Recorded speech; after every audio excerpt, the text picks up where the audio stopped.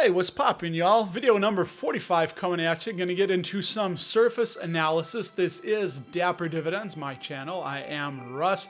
If you get value at any point, do the like and subscribe thing. So let's get into it. Are you aware of ETFs? Do you invest in ETFs? Do you know that you pay an expense ratio when you invest in ETFs? You're paying an expense ratio for the fund manager.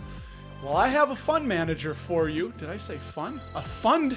It is a fund manager that I'm going to tell you about. If you would like to invest in them, if you would like to collect some of that expense ratio that the whole world, investing world is paying when they buy their ETFs, I'm going to give you a popular one here. It is the Q's, ticker symbol QQQ, the Invesco ETF, and it is indeed Invesco.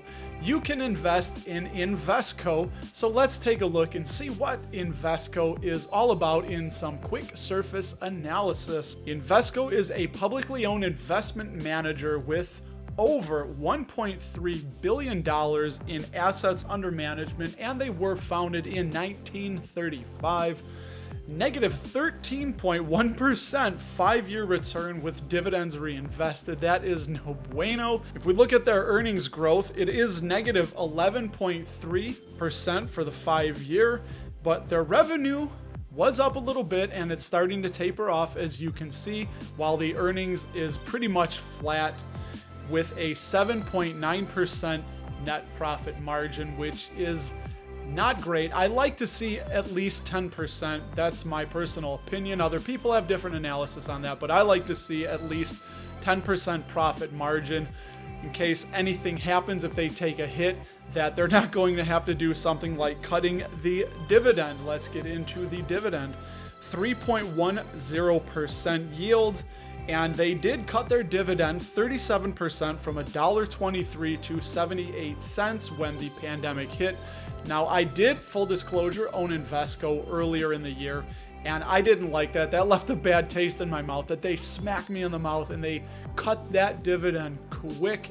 Obviously, they are a financial instrument, and the market was imploding, and it looked like it was going to implode. We didn't know how bad things were going to get, so they cut the dividend quick. Current payout ratio is 72% of EPS, and they're forecasted to pay out 23% going forward because of the dividend cut.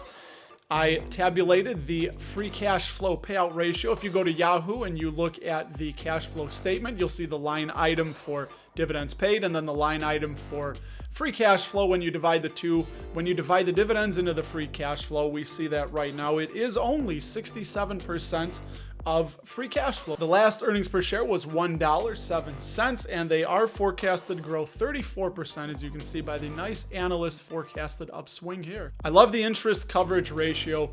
As I frequently say, not all debt is created equal.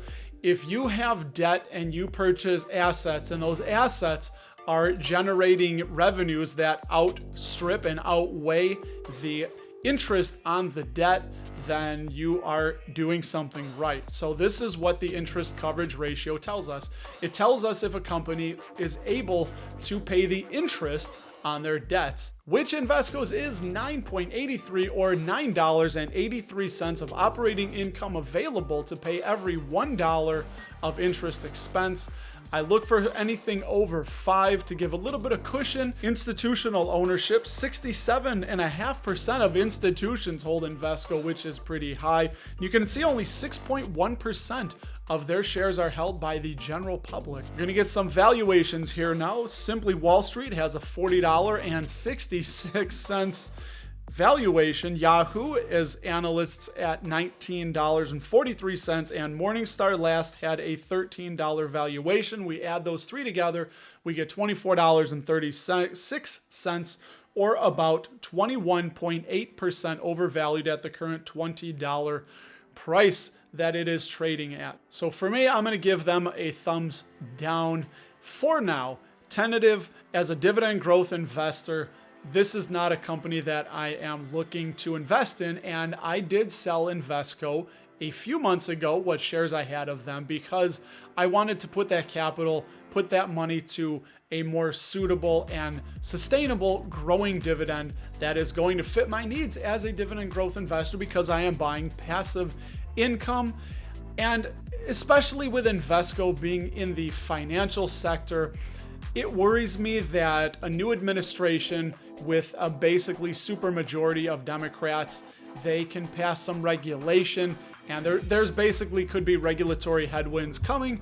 And as an investor, I don't like uncertainty, so I'm trying to tamp down my exposure to the financial sector as things stand today. But if you don't mind uncertainty, then this is definitely a company you should take a look at. I think it's really cool that all the rage these days is ETFs, and you can actually invest in the company that is managing the ETFs and get some of that expense ratio from all your other fellow investors out there. Just for me, it's too much uncertainty with the regulatory headwinds that could be coming. As I've said, they cut their dividend really quick, which left a bad taste in my mouth. They had no hesitation in cutting it.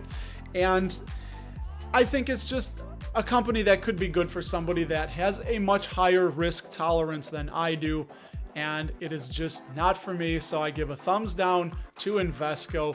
But if you are invested in them, I wish you all the best. And thank you for watching, and I will talk to you in the next video tomorrow.